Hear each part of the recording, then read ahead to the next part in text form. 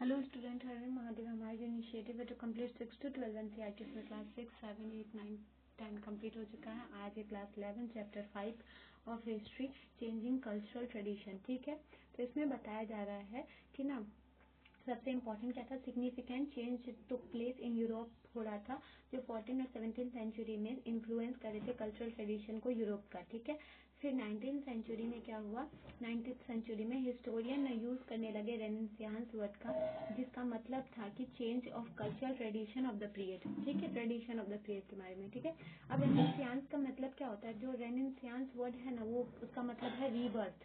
ये ना एक फ्रेंच वर्ड से निकला है। ठीक है, इसका मतलब होता है कि रीबर्थ, किसी चीज का रीबर्थ। ठीक है, स्विस स्कॉलर जोकोब ब्रोकेट 1860 और ये इसको सबसे पहले कौन यूज किए हैं, स्विस स्कॉलर जोकोब ब्रोकेट 1860 में। ठीक है, रेनेसांस का मतलब क्या होता है, रिवाइवल करना ग्रीक और लैटिन कल्चर का। Italy followed by Rome, Venice and Florence.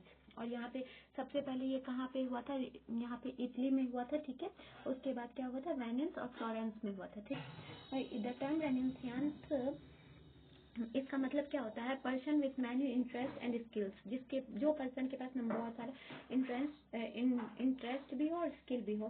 They were scholar, diplomat, theologian, artist combined in one. तो इसमें क्या होता है, वो सब स्कॉलर भी थे डिप्लोमेट भी थे, थियोलॉजियन भी थे, आर्टिस्ट थे, मतलब सब कुछ थे। ठीक है, रेनेसांस का मतलब होता है equality, attacked superstitions and ritual prevailing in the society.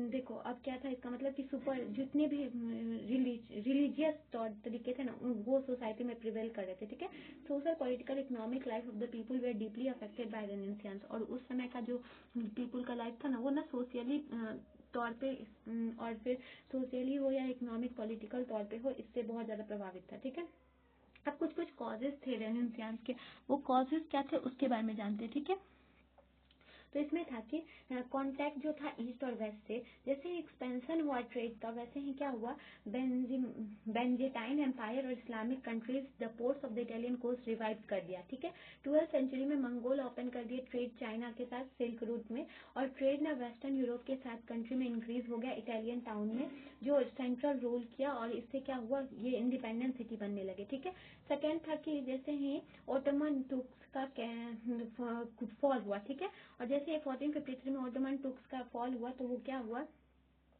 जैसे ही फॉल कर गया तो उससे क्या वो मैनेज कर लिए कि टुर्क्स बट वे are required higher tax on trade, और उसको ना हायर टैक्स देना पड़ता था। ठीक है, पॉसिबिलिटी इस चीज का था कि उनको ना बहुत ज्यादा क्या कहते हैं, brought into fold of Christianity made many devout Christian Europeans ready to face adventure. तो इसको क्या होता है, एडवेंचर फेस कर रहे थे। ठीक है, फिर उसके बाद क्या हुआ, डिक्लाइन जैसे हुआ फ्यूडलिज्म का। ठीक है, न्यू ऑर्डर का जैसे डिक्लाइन हुआ, वो जो तीन सिस्टम था, जो तीन तरीके से लोगों को बांटा गया था, उसका जैसे ही डिक्लाइन हुआ, वो चीज भी ठीक एक तरीके से रेनेसांस को जन्म दिया। जैसे ही टाउन और ट्रेड स्टार्ट हुआ, वैसे ही क्या हुआ, रेनेसांस का जन्म हुआ। और जैसे ही नेशन हुआ, कि सबको अब नेशन चाहिए था, इक्वालिटी चाहिए था, किंग को सुप्रीम कोई नहीं मारा था, वैसे ही रेनेसांस का जन्म हुआ। ठीक है, अब इफेक्ट क्या क्या पड़ा रेनेसांस का। ठीक है, तो इफेक्ट का क्या पड़ा, ह्यूमनिज्म पे पड़ा। ठीक है, इसमें ना क्या हुआ कि इटली में ना 14th सेंचुरी में Italian university way centre of legal studies, तो इटालियन सिटीज क्या बन गए थे, लीगल स्टडीज के सेंटर बन गए थे। ठीक है, लीगल स्टडी के सेंटर बन गए थे। फिर इटालियन यूनिवर्सिटी, फिर Francesco Petrarch is also known as father of humanism, और फ्रांसिस्को पैट्रियार्क को क्या कहा गया था, फादर ऑफ ह्यूमनिज्म कहा गया था। इसमें बताया जाता था एंशिएंट रोमन कल्चर और टेक्स्ट के बारे में। ह्यूमनिज्म, रोमन लॉयर कैसियस कैरिको humanist thought that they were restoring true civilisation after centuries of darkness. तो वो क्या सोच रहे थे कि डार्क सेंचुरी जो था उसके बाद ना वो एक तरीके से ट्रू सिविलाइजेशन को लाएंगे, ये ह्यूमनिज्म का वो ह्यूमनिज्म वाले सोच रहे थे। ठीक है, उसके बाद क्या हुआ, ह्यूमनिस्टिक आर्ट 15th सेंचुरी में ना फ्लोरेंस में टू प्रोमिनेंट रेनेसांस मैन आए थे। वो क्या किए थे, वो बता रहे थे कि आर्टिस्ट जो पेंट करेंगे life like portraits from then it developed as the most existing intellectual city in Italy and as a centre of artistic creativity. और इससे क्या हुआ, ह्यूमनिस्टिक आर्ट ना इटली में फैल गया, और वहाँ पे एक ऐसा प्लेस बन गया था कि जहाँ पे नहीं इस तरीके के आर्ट दिखते थे। ठीक है, उसके बाद क्या हुआ, ह्यूमनिस्टिक लिटरेचर, ह्यूमनिस्टिक स्ट्रीम। अब ना ह्यूमनिस्टिक लिटरेचर और ह्यूमनिस्टिक स्ट्रीम हो गया एक तरीके से। ठीक है, ठीक है। उसके बारे में बताया जा रहा है कि ना जैसे ही ये अर्ली 15th सेंचुरी आया ना तो मास्टर टॉट करने लगे ग्रामर को लेके, इसमें पोइट्री, हिस्ट्री, फिलोसफी। फिर Latin word humanities were derived many centuries ago to mean culture. ठीक है, तो ये ना एक तरीके से एक सब्जेक्ट के रूप में आ गया। ठीक है, इसको ना टीचर द्वारा पढ़ाया जाने लगा। ठीक है, जैसे ही रिवाइवल हुआ इटालियन सिटीज का, तो western Europe was being received by feudal bonds and unified under the Latin church. Eastern Europe under the Byzantine empire, Islam was creating a common civilisation further west. तो क्या हुआ था, east में बेंजेटाइन empire का प्रभाव था, वेस्टर्न यूरोप में क्या था, लैटिन चर्च का था, इस्लाम था वेस्ट में। ठीक है, तो ये ना फ्रेगमेंट हो गया था इटली का। तो फिर इसको क्या किया गया था 14th सेंचुरी में ना, और 14th century end of the 17th century towns we are growing in many countries of Europe. तो जैसे ही टाउन ना ग्रो होने लगा था, the invention of printing at the same time made books prints available to many people. तो जैसे ही printing वहाँ पे स्टार्ट हुआ तो उससे क्या हुआ था कि प्रिंटिंग का अब प्रिंटिंग का क्या प्रिंटिंग हुआ, वैसे ही ना लोग सब बुक पढ़ना स्टार्ट कर दिए। ठीक है, प्रिंटिंग बुक जैसे ही आया। ठीक है, तो इसमें क्या हुआ था, प्रिंटिंग प्रेस का क्या क्या ये था, बेनिफिट था। जॉन गुटेनबर्ग इन्वेंटेड किए थे सबसे पहले प्रिंटिंग प्रेस को 1455 में। फर्स्ट प्रिंटिंग प्रेस ना कैक्सटन 1477 में यूरोप में आया था। ठीक है, इन्वेंशन जो हुआ था प्रिंटिंग प्रेस का, वो इंक्रीज कर दिया था वॉल्यूम ऑफ बुक को, और ये हेल्प कर रहा था एजुकेशन को लेके। ठीक है, देखो अब इसमें अरब का कंट्रीब्यूशन क्या था, 14th सेंचुरी में अरब ट्रांसलेट किए थे एंशिएंट ग्रीक को, रोमन टेक्स्ट को। ठीक है, प्लेटो और अरिस्टोटल क्या किए थे, अरेबिक में किए थे। मुस्लिम राइटर्स इब्न सीना, इब्न Rushad, पॉलिमेट्री in Greek, आल्मेगिस्ट as astronomy. तो वो सब क्या किए थे, अब ना बुक सबको क्या किया जा रहा था, चेंज किया जा रहा था लैंग्वेज बाय लैंग्वेज में। ठीक है, तो मतलब कि ना उनको दूसरे लैंग्वेज में चेंज करा जा रहा था। फिर रेशनलिज्म में आया, इससे क्या हुआ कि आइडिया जो पीपुल का था, वो जो सुपरस्टिशियस बिलीफ को मानते थे, वो चेंज हुआ, और उसके बाद क्या हुआ, न्यू इन्वेंशन के तौर पे, न्यू इन्वेंशन पे ना वो सब गए। ठीक है, फिर क्या हुआ, रेशनलिस्ट आर्ट आया। ठीक है, तो इससे क्या हुआ कि ना आर्टिस्ट ना आप कंसर्न करने लगे साइंटिस्ट तौर तरीके के चीज पे। ठीक है, लेबोरेटरी, मेडिकल स्कूल, ये सब चीज का आप ये सब चीज खुलने लगा। ठीक है, जियोमेट्री, फिजिक्स, सबको अब वैल्यू मिलने लगा था। ठीक है, तो रियलिज्म को माना जाने लगा था 19th सेंचुरी में। Rationalist literature, the greatest revolution of the 16th century was the mastery of technology of printing.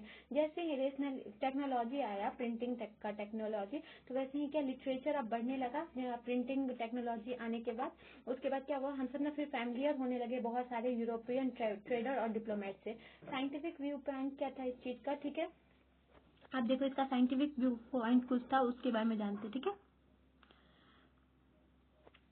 उसमें क्या था कि ना इसका व्यू पॉइंट था, not the God but the nature the source of all creation. तो इसमें बात माना गया था कि हर चीज गॉड के द्वारा नहीं बनाया गया, ये क्या है, नेचर जो है जो हम सबको सब कुछ देती है, ये ना एक रेवोल्यूशन तौर पे आ गया था। ठीक है, ये साइंटिफिक तौर पे बताया जा रहा था।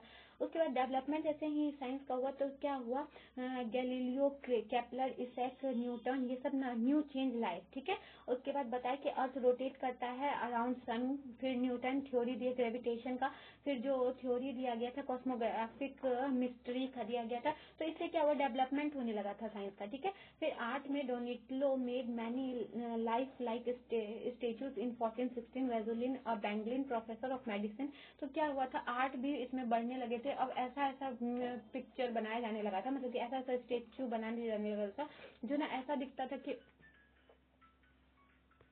अब ऐसा स्टेचू डेवलप होने लगा था जो एक तरीके से ना मतलब कि रियल स्टेचू लगता था। ठीक है, उसके बाद क्या हुआ, एस्पिरेशन वुमेन के लिए क्या था। ठीक है, वुमेन एस्पिरेशन क्या था, जैसे न्यू आइडियल आया, इंडिविजुअली और सिटीजनशिप एक्सटेंड हुए वुमेन को लेके। मैन ना अरिस्टोक्रेटिक फैमिलीज में क्या करे थे, डोमिनेट करे थे पब्लिक लाइफ को, डिसीजन जो भी लेना होता था फैमिली में वो सब कुछ मैन करते थे। तब जैसे ही ये चीज आया, सेंसिटिव हुए इंपॉर्टेंट ह्यूमनिस्टिक एजुकेशन को लेके, वुमेन भी लिखना स्टार्ट करने लगी, अपने बारे में कन्वे करने लगी, इकोनॉमिक पावर उनको भी मिलने लगा, प्रॉपर्टी एजुकेशन उनको भी अचीव करना था। तो उस चीज को लेके ना वो बताने लगी और फिर आइडेंटिफाई करने लगी वर्ल्ड को कि ना कि कैसे वो मैन डोमिनेट करते हैं उन सबको। ठीक है, रिफॉर्मेशन मूवमेंट, अब देखो क्या हुआ था, इसके बाद रिफॉर्मेशन मूवमेंट आया। ठीक है, रिफॉर्मेशन मूवमेंट आया, ठीक है। तो उसमें क्या हुआ था, जैसे चर्च मेनली इन्फ्लुएंस करते थे पीपल को, रिफॉर्मेशन मूवमेंट में क्या हुआ था, इसमें ना 16th सेंचुरी में चर्च और पॉप को हटा दिया गया था। 1517 में ना young German monk Martin Luther बताए थे, कैंपेन किए थे कैथोलिक चर्च के खिलाफ, ठीक है। और इसके बाद बताए थे कि फेथ गॉड पे रखने, faith alone could guide the right life and entry into haven. बोले थे सिर्फ भगवान पे भरोसा रखने से ही ना भगवान आपको अच्छे रास्ते पे लेके जाएंगे और हेवन लेके जाएंगे। ऐसा कुछ नहीं है कि आप ना कैथोलिक चर्च के जो ये है पोप है उनका बात सुनो, ये सब कुछ नहीं होता है, ठीक है।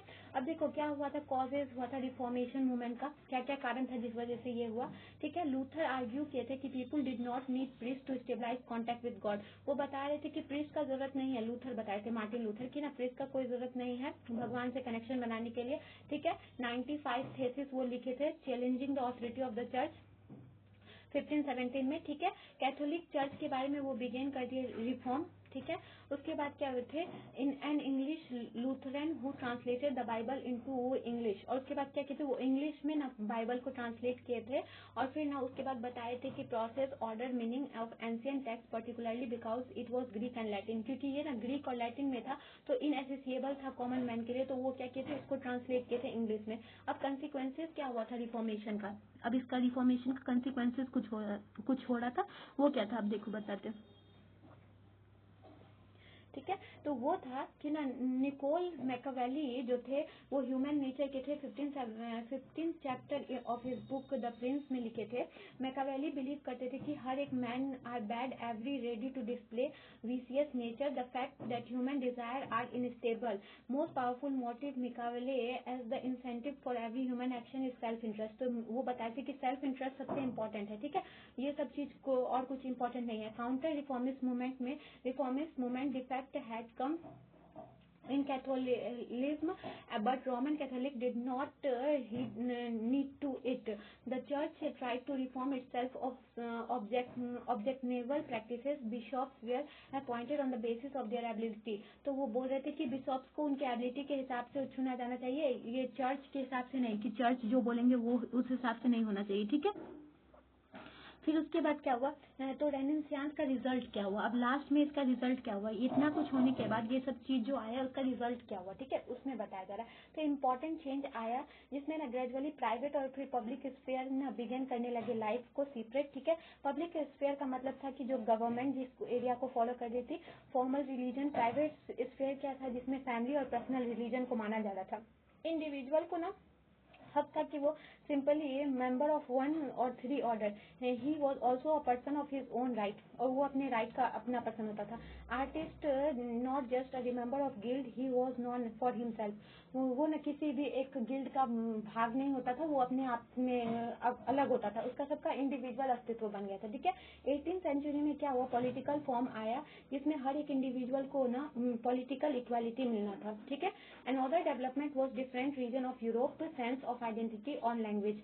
और उसके बाद ना ये स्टार्ट हो गया कि हम सबको अपना आइडेंटिटी चाहिए, सबको अपना लैंग्वेज चाहिए, ये चीज आया। और फिर फ्रांस में क्या हुआ था, लिबर्टी इक्वालिटी और फ्रेटर्निटी आया था, जिससे सबको ना क्या हुआ, सब चाहते थे कि सबको लिबर्टी मिले, इक्वालिटी मिले, फ्रेटर्निटी मिले, तो जिससे नेशनलिज्म का भाव आया, ठीक है, डेमोक्रेसी आने लगा, ठीक है।